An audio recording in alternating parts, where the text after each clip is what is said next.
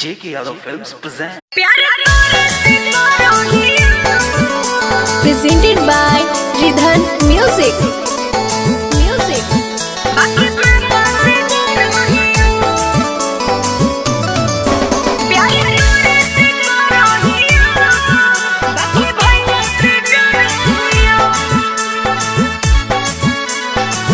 Bholenath recording studio Banawar Kishanganj.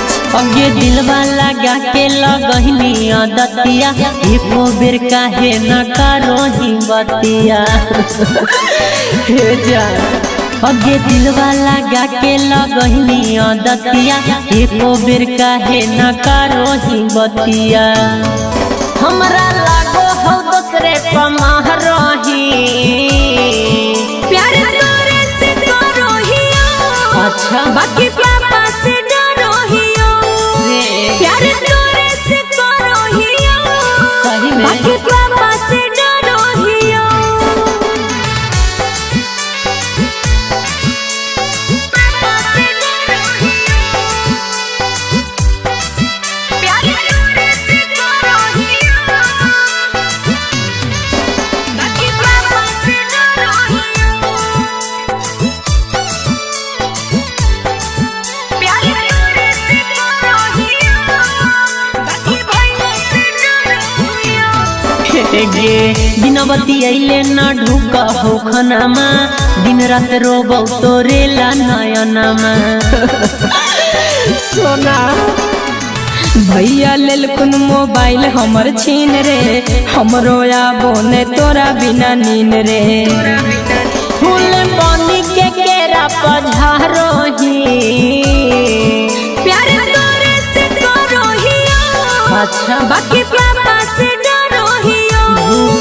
प्यार तोरे से करोहियो, बाकी भैया से डरोहियो।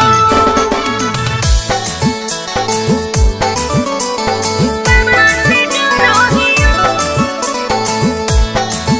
प्यार तोरे से करोहियो,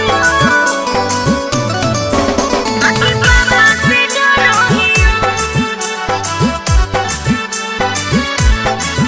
प्यार तोरे से करोहियो, बाकी भैया से डरोहियो। गे दिलवा में बसल हो तोरे सूरतिया रोई रोई कटौ हमर रतिया। रे घर भर के रहो हमरे पो नजरवा, एको बेर जाए न दे हो बहरवा।